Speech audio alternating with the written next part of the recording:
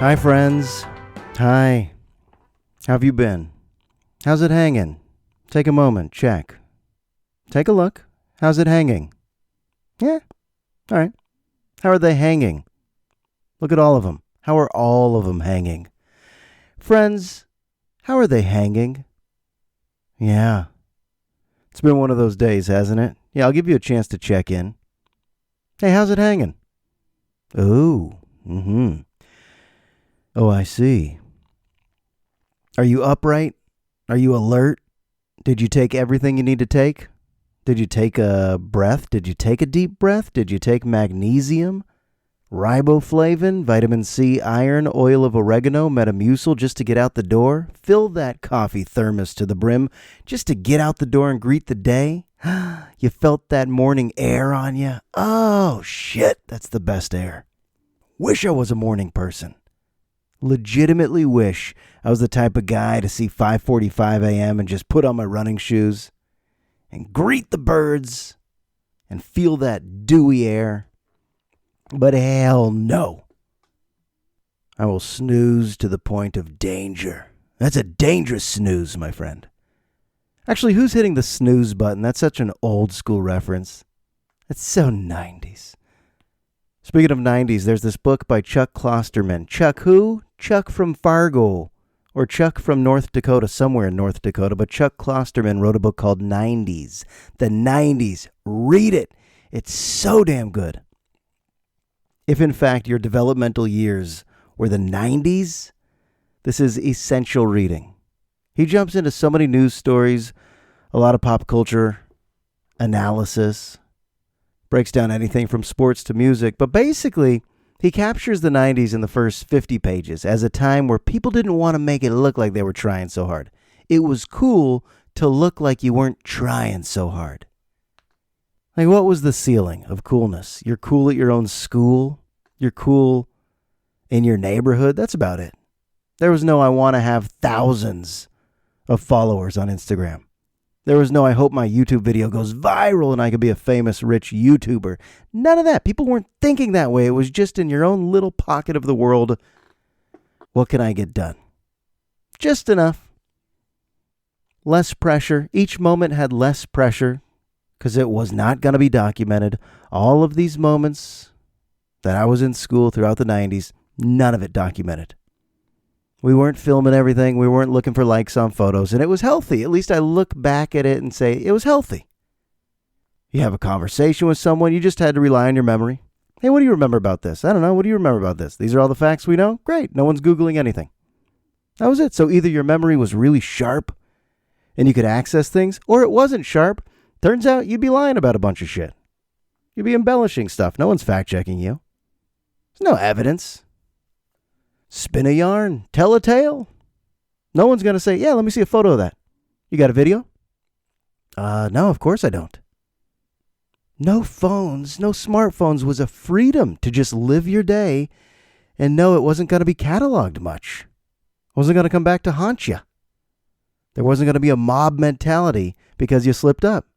That created a simple decade. It was a simpler time, we say, but the whole book is really based on, people were not in a rush to look so cool at all times and be so put together with societal pressures that currently bombard you at all times.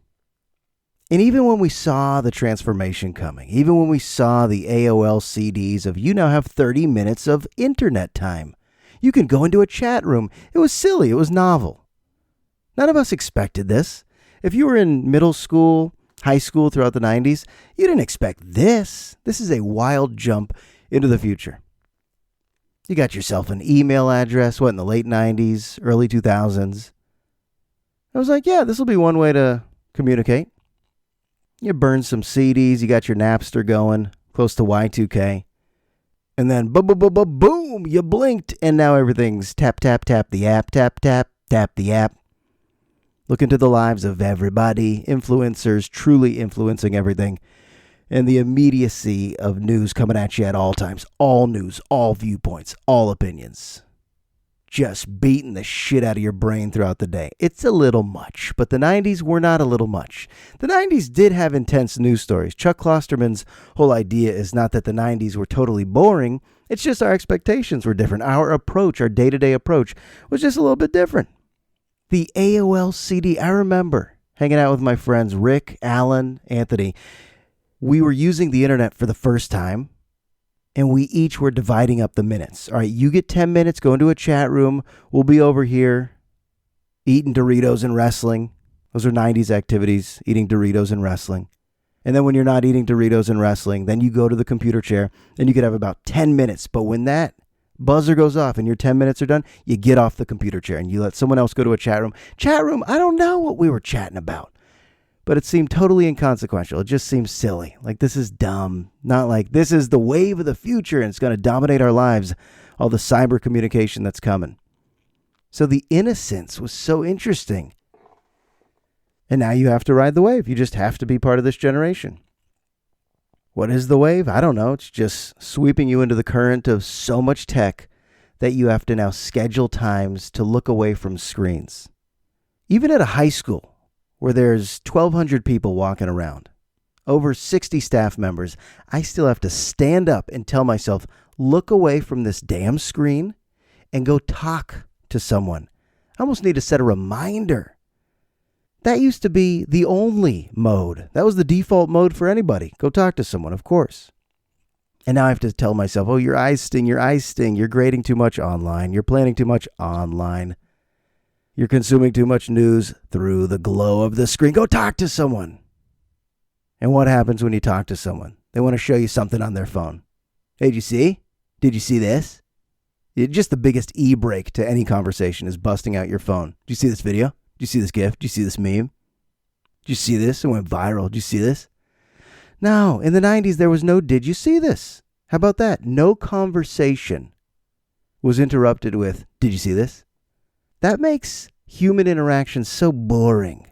If I'm kicking it with a friend and they take out their phone, and even to them, if it's like the most interesting thing, and I'm probably guilty of this too. It could be a video of our kids. Video of our kids. It could be the funniest Key and Peele sketch. Hey, did you see this? It could be a sports highlight, just the greatest catch. The biggest blast, a knockout in boxing. Like, did you see this? Truly ruins all human interaction. Keep the phone in your pocket. What's your average daily time? What is it? 3 hours, 4 hours, 5 hours? What is it for a teen? 15 to 18-year-olds, isn't it like 7 to 8 hours average of screen time? Which is kind of misleading, I know, because they count podcasts and maybe GPS directions. In times where you're not actually looking at the phone, it still calculates your screen time use. But we all get the weekly updates. Your screen time was up 32% last week. Yours was down 17%. And it means something? Why does it mean something? Because you just wonder, how deep into this am I? How deep, too deep. But there's my book recommendation. Chuck Klosterman, 90s. So damn good. I'm 41 now. That would be elderly. If the year was like 1312, if the year was like 1281, and I was 41 years old, then I'm an old man in the village. 41. 41's like halftime. It's right in the middle. I celebrated with bagels and lox, which is, in my opinion, the greatest meal. But have you noticed? Jewish delis are almost extinct. That's why. Got to bring it to my house. That's my tradition. Just eat a lot of bagels and smoked salmon. Try to find some whitefish, chopped liver. All this stuff that might gross out people. You eat what? Whitefish salad? Chopped liver? And all these famous New York Jewish delis, most of them are closed. Even here throughout the Bay Area, there's barely any still open. 0 in Marin County. So you got to find an underground dealer. And you know that dude in the alley? He's got locks. What do you need? Atlantic? Nova? What do you need? That's sad that the Jewish delis are totally gone. But you know what else is totally gone? Something else from the 90s that we loved, at least I loved. All those buffet restaurants where you grabbed your tray, you paid up front, you grabbed your tray. Not just Sizzler, but Fresh Choice, Hometown Buffet, Golden Corral, Bill's Dump Pit. You remember all these places? You grab your tray, and then the family just scurries around. No one's ever at the table at the same time with another family member. Someone's up getting spaghetti. Someone's getting soft serve ice cream. Someone's getting chicken tenders. Someone getting clam chowder. It's just up, down, the up, down, up, down, up, down. Everyone's up and down. Buffet restaurants, gone. Go right now. Google buffet restaurants around me. Soup Plantation, it's gone. It's all gone. They're gone. People are way too clean and sanitary. They don't want to share the ladle. They don't want a big jumbo spoon for everybody to get the turkey meatballs off the same spoon. People aren't doing that anymore. And those were my favorites. Those are my favorites. Even if it was a soggy old wilted salad that's been sitting out since 3 p.m. and you know the person in front of you was breathing on it for too long. For some reason, we didn't give a shit in the 90s. Maybe it was a very unsanitary era. Very unsanitary. I feel like more people were sharing cans of Coca-Cola in the 90s. Now, you don't see that as much.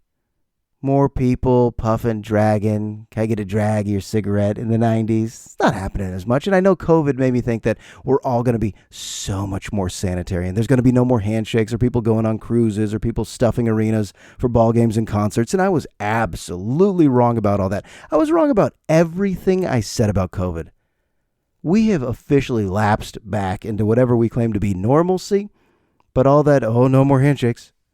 Oh, people aren't going to be shoulder to shoulder on this anymore. They're not going to be going to bounce houses, and they're not going to be going to ferry boats, and they're not going to be going to school. What else did I say? They're never coming back. We're all staying home. We're all, God, you make irrational comments, right? When a pandemic begins, we should really chronicle all the crazy shit we said.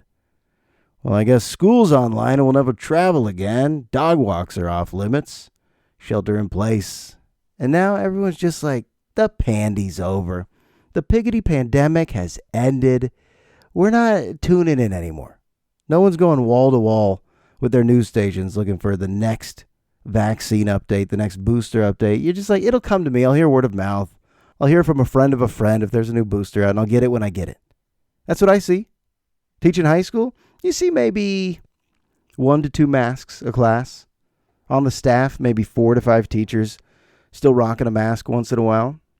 But most people are moving on, just breathing the air, waiting to get sick again. That's just me. I'm pretty sick right now. I'm pretty sure I'm getting sick right now. But that's because 2 kids go to daycare, TK, come home, just snot nose, sniffle, sniffle, snot nose, sniffle, sniffle. And that's the normal phase of life I'm in. It's weird not to think you're sick. It starts with a tickle in the throat, and then I'm really tired. And then you just go, of course I'm sick. We have 2 kids who are just in a cesspool of grody germs. Grody. People still using that word? Probably not. That was the 90s. This is the 90s podcast. You remember grody? Oh, that's so grody. Just grody germs. If your cute little baby sneezes right into your face, is it still cute? Hell no. Super grody. Barbershops are back. I feel like that's breaking news. Barbershops are back. But my point is, stylists, barbers are not wearing masks, and they don't require us to wear masks. And when they did, you'd have to lift it so they could do your sideburns. It was weird. But barbershops, still perhaps the last bastion of old school communication where you don't see phones. I mean, there might be some music on in the background, but it's not really a techie experience. It's maintained what it's always been. Humans close to humans, helping them look better, grooming and communicating. And even though I'm kind of quiet, I'm pretty damn quiet once I tell them what I like. How about a half, maybe a 1 on the sides, high fade, keep it high and tight, to a 4 on top, square the back, and then let me take a nap with my eyes open.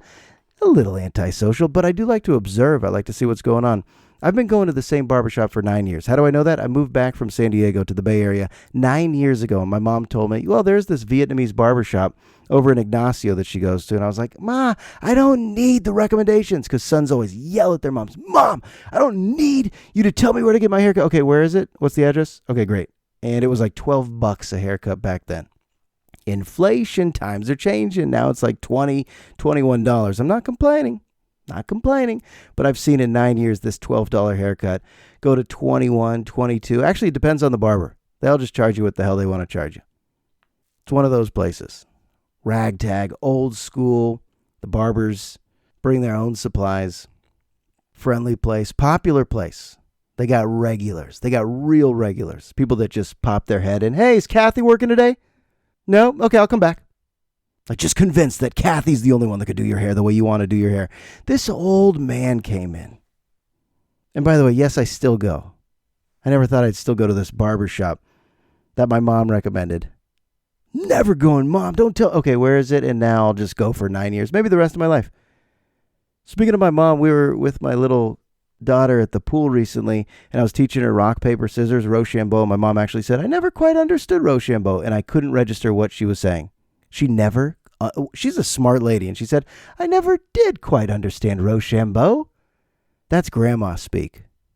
When you just float a comment out there, and you're allowed because you're the grandma. I never did understand the Rochambeau concept, she said as she was doing the side stroke in the kiddie pool, because that's what grandmas do. They do the side stroke in the kiddie pool. I said, what?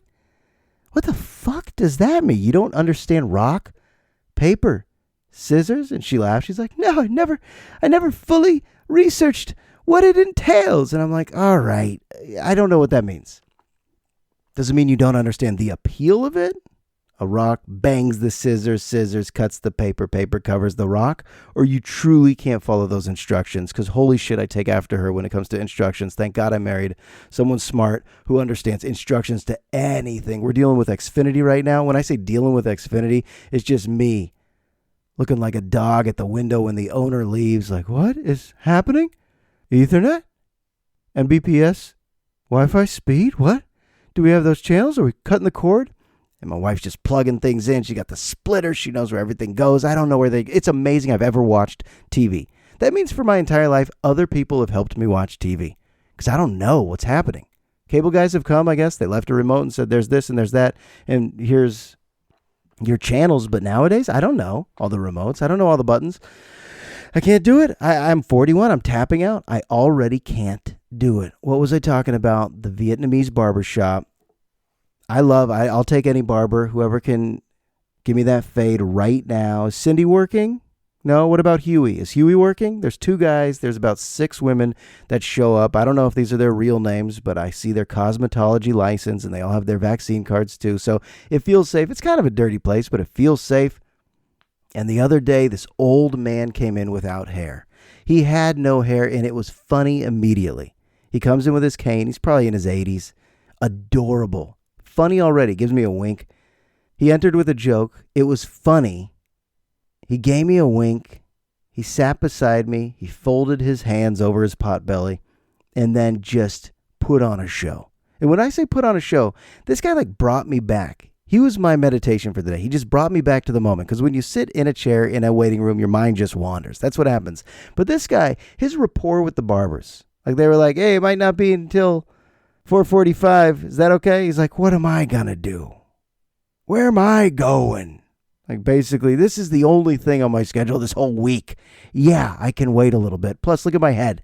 I don't really need a haircut. I just need to talk to someone. And they seat me, and then they seat him 5 minutes later in the next chair.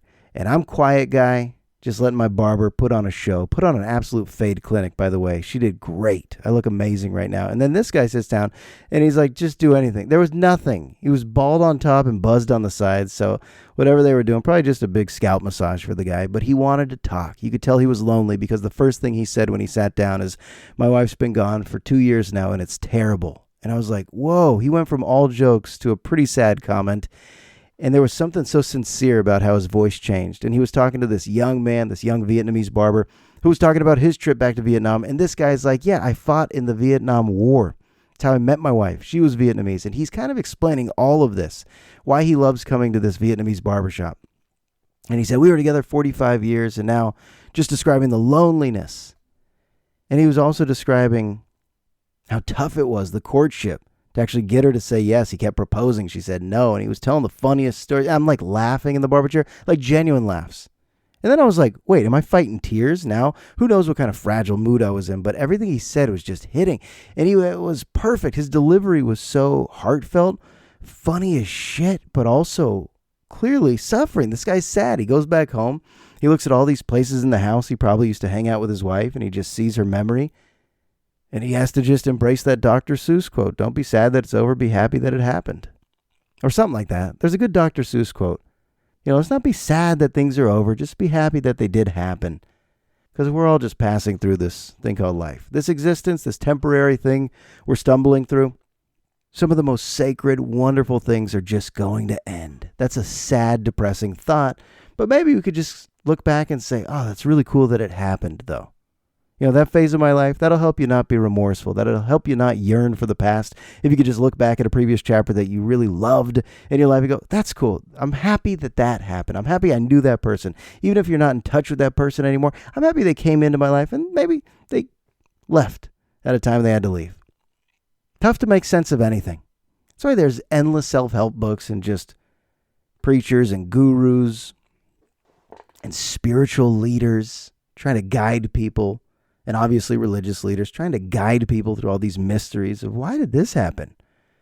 Why are there atrocities in the world? Why is it that my news feed is just filled with the ugliest shit imaginable? You can't make sense of it. You could just hope one day to be next to an old man at a Vietnamese barbershop and hope that he connects with your heart with some of his stories. Sweet man. I hope they don't charge him, by the way. That's not a haircut.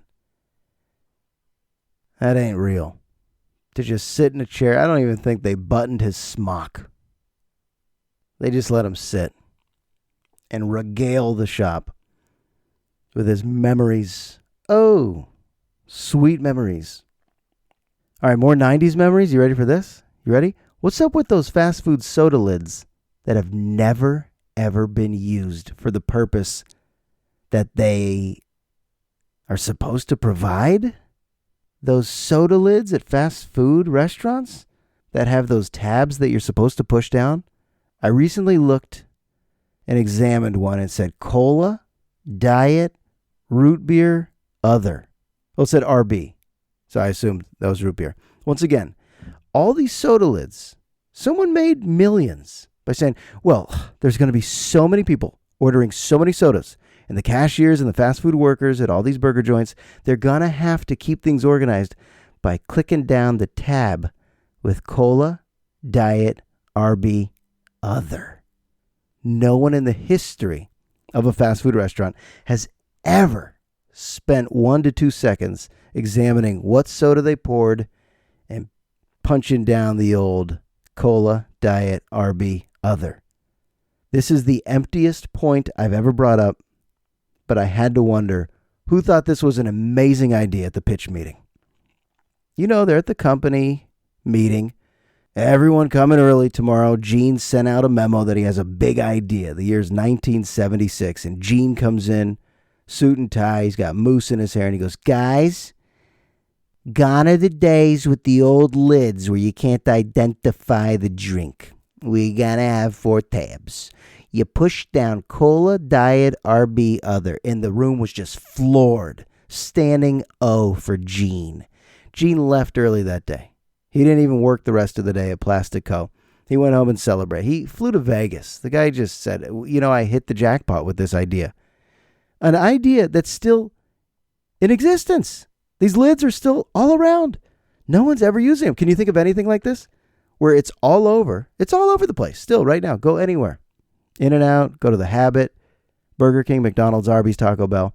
These lids, someone invented something that's never been used. Never once. You've never gone to a fast food place and you bought Diet Coke and they actually put the tab down. No, it's for little kids that go, tap, tap, tap. What's this? It's for little kids who ask the questions to make the parents go, I so don't know.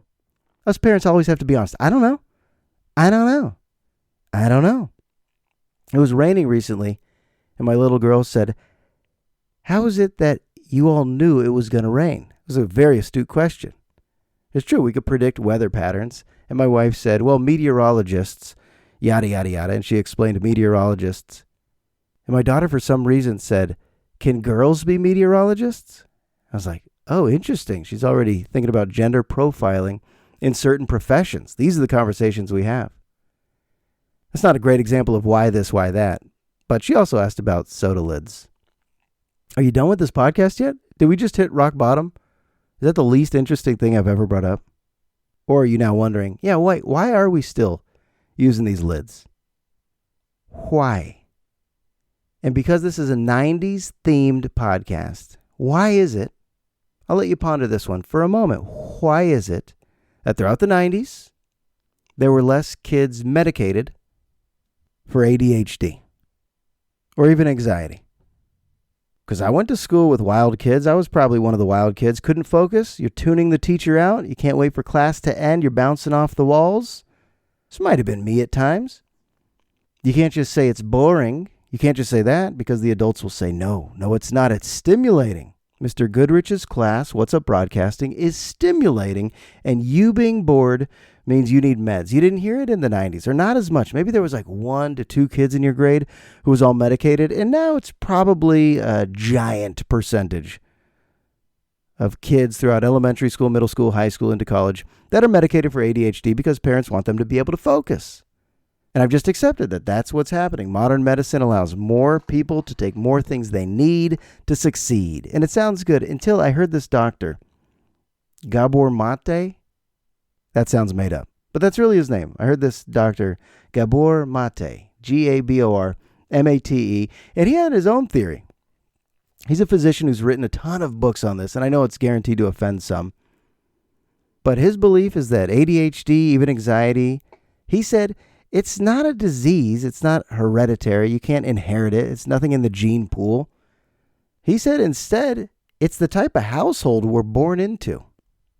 It's the earliest stresses that could affect sensitive children. And he said there are degrees of sensitivity, but for the most sensitive little infants who become toddlers, if their environment is a little off kilter, they're going to soak that up so deeply. They're going to absorb it so deeply that it actually puts them off the path a little bit in those developmental years. Now, this is just what the doctor was saying. I'd never heard this. I always thought, you know what? ADHD, a proven imbalance of something that meds could help. Okay, you just accept. I was a camp counselor, and I saw that when I was a camper, there were really no campers who were taking meds after meals, but as a counselor, we would take all the kids to the infirmary, and they would get all the meds they need. And that was just part of our nightly routine. All right, get your meds. We'd say after dessert, it's time for meds. And I didn't even put it together that, whoa, there's a big increase. After the 90s, big increase in parents that were just quick to meet with a doctor and hope there's the quick fix. Give me that solution pill. And it works. This doctor's not trying to be a jerk when he says that. This is his own theory, and it's, based with his own studies and science. So it's all up for debate. You could dispute all this. But it makes you wonder about those early developmental years that we can't actually remember. So if you find yourself, just based on his style of thinking, if you find yourself to be someone that is still tuning things out, and your mind wanders, even if it's a conversation, maybe you're watching a movie, your mind wanders. Maybe you're reading a book and you're like, you know what? I just read 3 pages, but my mind was on something else. If you're kind of one of those adults who's like, do I have a little bit of ADHD? Do I got a little bit of that? It may be, according to Gabor Mate, as I mispronounce his name, it may be some unresolved things in your childhood. So he's saying cognitive behavioral therapy is the path to reducing the hyperactivity, the inability to focus. Because the world is endlessly stimulating, and that's not going to change. You can't go, I hope the world slows down a little bit. I hope the world becomes less fascinating and interesting or fearful. I mean, the world's everything at once. You could experience the most loving feelings, hateful feelings, scary feelings, curious feelings just throughout one day. That's a lot for your nervous system. That's a lot for your psyche to handle. And if it's too much, if it stays with you, at times where society tells you, you need to focus right now. You're in a desk. You need to focus right now. You're in temple or church, or you're having a conversation with someone at work. You need to focus right now. And you just can't. You can't. That could be traced back to the stressors from your earliest years in a household that might have been a little loud, or maybe adults that weren't totally attentive to those needs. And this doctor also said, when a kid cries, pick it up. Pick up the kid. Pick up the kid. Don't ever try to train a kid by saying they need to learn for themselves at a young age. No, nurture them, because one day you die. That's actually what he said. Parents die one day, and then at that point, they'll understand what it might feel like to not be taken care of by those dependable adults, so-called dependable adults. He was trying to connect everything to nature. That we're just a reflection of animals and seasons. And I don't think I conveyed his point well at all, but I should probably read his book because he's got a bunch All right, and this just became the book episode. So first start with Chuck Klosterman's 90s, and then maybe Gabor, if I could ever pronounce his name, M-A-T-E, that's all I know. Mate or mate, what would you say? I don't know. Either way, we're done here. Leave a nice rating on iTunes if you want. If you don't mind, take a look real quick. Check in with yourself. How's it hanging? How are they hanging? Huh? A little better now, right? A little better. All right, we did it. We had this experience together. Thanks for being with it. You know I appreciate you. All the way from the deepest part of my corazón. And until next time, I wish you health. I wish you mindful joy. I wish you peace of mind. That's episode 194. It's in the books. I'll talk to you soon.